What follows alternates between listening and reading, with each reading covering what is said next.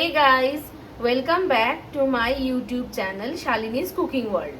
আপনারা সবাই কেমন আছেন? আশা করি সবাই খুব ভালো আছেন। আজকে আমি আপনাদের জন্য ট্যাংরা মাছের আবারও একটা দুর্দান্ত রেসিপি তৈরি করে দেখাবো। তার জন্য দেখো এখানে আমি নিয়ে নিয়েছি ট্যাংরা মাছ, এই যে আমি 4 পিস মতন এবং বড় বড় সাইজের ট্যাংরা মাছ নিয়েছি, এটা দিয়ে আমি রান্নাটা করব। তো ফার্স্টে আমি ট্যাংরা মাছটা বাজার থেকে কিনে আনার পরে ভালোভাবে ধুয়ে পরিষ্কার করে নিয়েছি। তো ফার্স্ট কাজ যেটা হবে সেটা হচ্ছে ট্যাংরা মাছটা আমাকে ভাজতে হবে, বাট ভাজার জন্য আমি প্রথমে এর মধ্যে নুন আর হলুদ গুঁড়োটা মাখিয়ে নিচ্ছি। যেমন বললাম যে মাছটায় আমি প্রথমে নুন আর হলুদ গুঁড়ো মাখিয়ে নেব।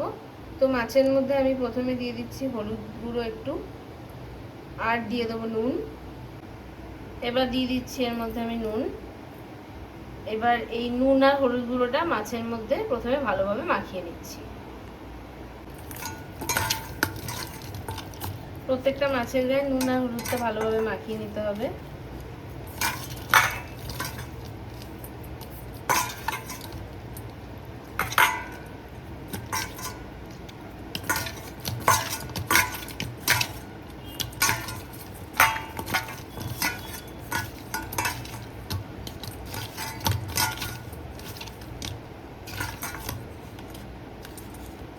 হয়ে গেল মাখানো।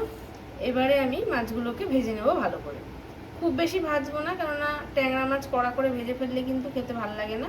হালকা করে একটু ভেজে নিচ্ছি। দেখো মাছটা তো এদিকে আমি ম্যারিনেট করে দিলাম হলুদ আর নুন দিয়ে, ওটা ওদিকে একটু ম্যারিনেশন হোক।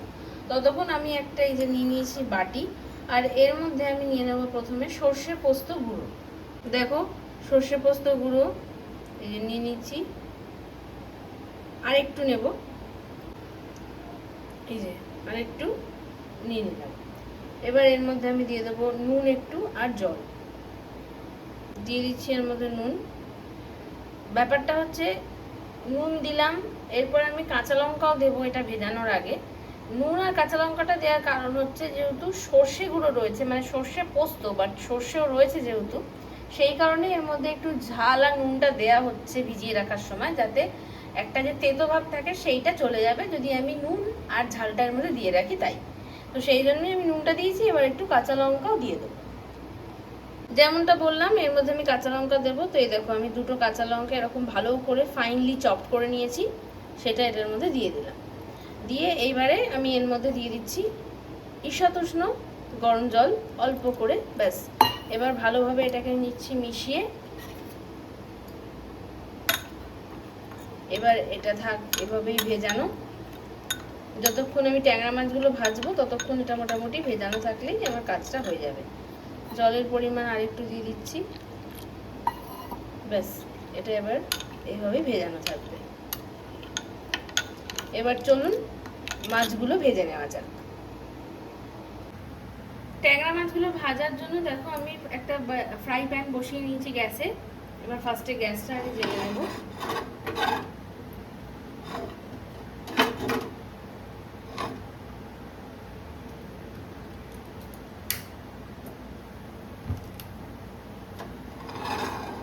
বসিয়ে দিলাম ফ্রাই প্যান। এবার এর মধ্যে আমি দিয়ে দেবো পরিমাণ মতো তেল ভাজার জন্য মাছটা। রান্নাটা কিন্তু আমি সর্ষের তেলে করব, তো সেই জন্যই আমি এখানে দিয়ে দিচ্ছি সর্ষের তেল। দিলাম খানিকটা, আর একটু দিয়ে দিই, কারণ মাছটা ভাজতে তো লাগবেই, সেই জন্যই আমি সর্ষের তেলটা মোটামুটি দিয়ে দিয়েছি। তো এবার ভালোভাবে তেলটা ফার্স্টে গরম হয়ে যাক, তারপর এক এক করে মাছগুলোকে ছেড়ে ভেজে নেবো পরপর।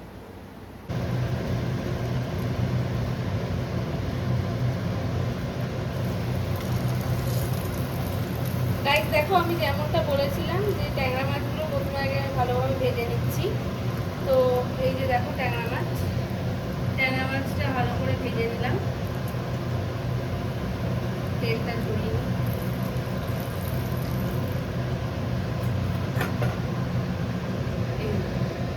সব কটা ভেজে নিয়েছি, এটাও রাখছি।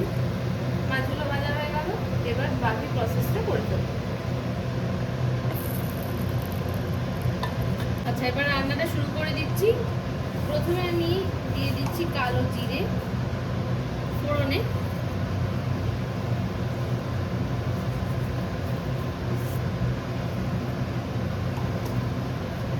কালো জিরে দিলাম,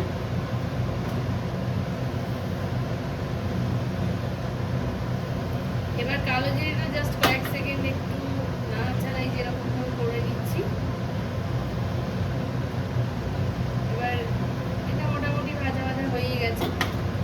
তো এইবারে আমি যেই সর্ষে পোস্ত পেস্টটা ভিজিয়ে রেখেছিলাম সেই পেস্টটা এর মধ্যে দিয়ে দিচ্ছি।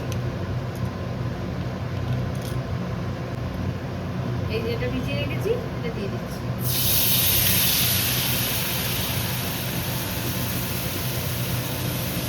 আর একটু জল দিয়ে দিচ্ছি, মানে যে বাটিটাতে ভিজিয়ে রেখেছিলাম সেই বাটি করে নিয়ে জলটা নিয়ে এর মধ্যে দিয়ে দিলাম।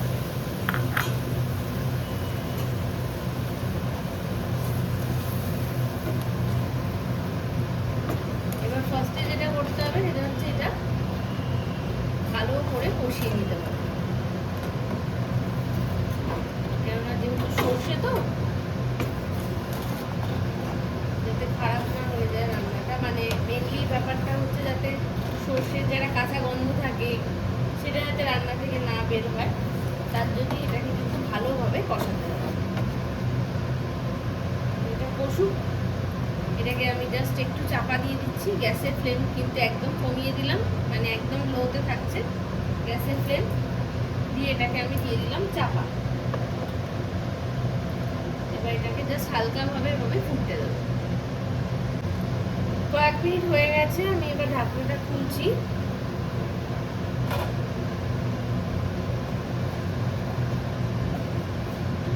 অনেকটাই ফুটে গেছে।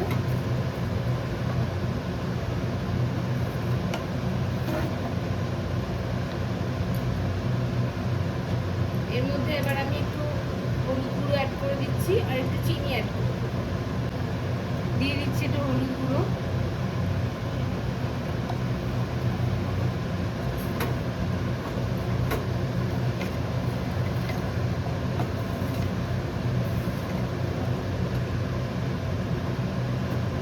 এবার ভালোভাবে এটা কষবে।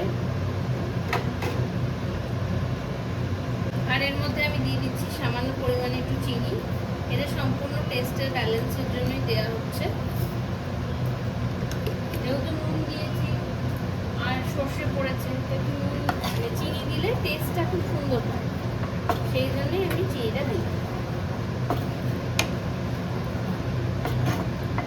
এবার আবারও আমি এটাকে দিয়ে দেবো চাপা। যখন এই পুরো মশলাটা থেকে তেল ছেড়ে বেরিয়ে আসবে তখন আমি এর মধ্যে ট্যাংরা মাছটা অ্যাড করব। কয়েক মিনিট হয়ে গেছে, এবার আবার আমি ঢাকনাটা খুলে দিচ্ছি।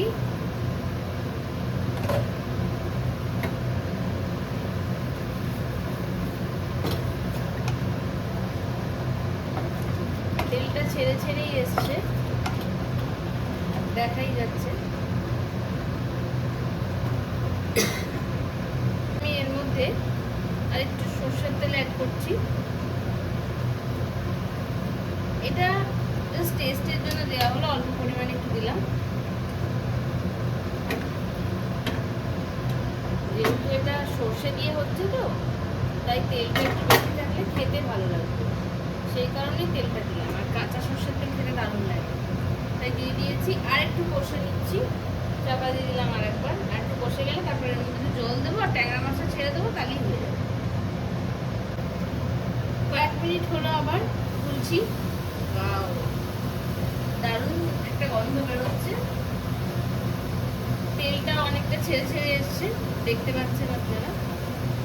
তো এই মশলাটা যাতে পুড়ে না যায়, তো সেই কারণে আমি এই সময় এর মধ্যে দিয়ে দিলাম খানিকটা জল। তবে এইটুকু জলে হবে না, আরো একটু জল দিতে হবে।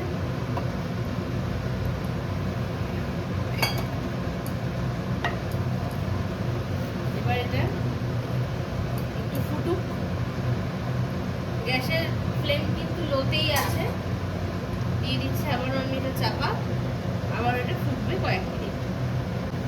আবারও কয়েক মিনিট হয়ে গেছে, আমি ঢাকনাটা জাস্ট খুলে দিচ্ছি। সুন্দরভাবে ফুটছিল।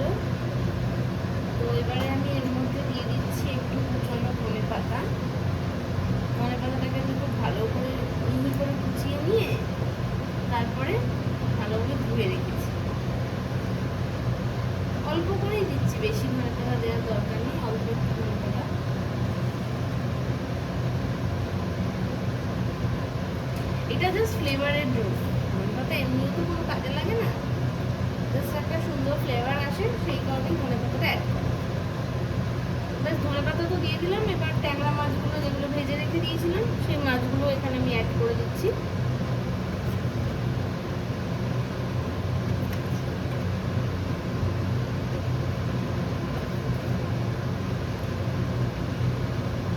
সব কটা মাছ দিয়ে দিলাম।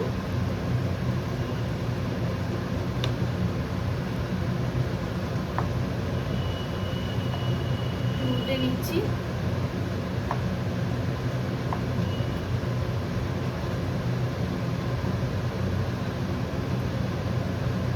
আবারও আমি দিয়ে দিচ্ছি চাপা, এটা ভালোভাবে একটু ফুটে যাক। তারপরে আমি জাস্ট একটু নুনটা টেস্ট করে নেবো যে নুনটা ঠিকঠাক আছে কিনা। এবার আপাতত এটাকে আমি দিয়ে দিচ্ছি চাপা। গ্যাসের ফ্লেম কিন্তু লোতেই আছে, ভালোভাবে এটাকে এবার ফুটতে দেবো। বাস এবার বেশ কয়েকক্ষণ হয়ে গেছে, এবার ঢাকনাটা তুলে দিলাম। সুন্দর গন্ধ বেরোচ্ছে, আর মাছগুলো দেখতেই পাচ্ছ সুন্দরভাবে ঝোলটা অবজর্ভ করে নিয়েছে। তো বাস রান্নাটা রেডি হয়ে গেল। এবার আমি এটা নামিয়ে নিই, নামিয়ে নিয়ে সার্ভ করে তোমাদেরকে দেখাচ্ছি। ওকে, চলো গাইস, রান্না তো রেডি হয়ে গেছে।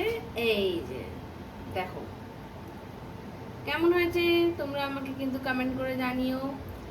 আর তোমাদের রেসিপিটা যদি ভালো লেগে থাকে তাহলে তোমরা আমাকে কমেন্ট তো করবেই, তার সঙ্গে একটা লাইক করে দিও ভিডিওটাকে, আর শেয়ার করে দিও, আর তার সঙ্গে আমার চ্যানেলটাকে সাবস্ক্রাইবও করে দিও। আরও নানান রকম রান্না আমার চ্যানেলে আছে, তোমরা অবশ্যই সেগুলো দেখো। আর নতুন যদি কোনো রেসিপি তোমরা দেখতে চাও সেটা আমাকে কমেন্টে জানিও, আমি চেষ্টা করবো তোমাদেরকে সেটা তৈরি করে দেখানো। চলো আজকের মতন তাহলে টাটা, আবার দেখা হবে নতুন কোনো রেসিপি নিয়ে তোমাদের সঙ্গে। ওকে, চলো বাই।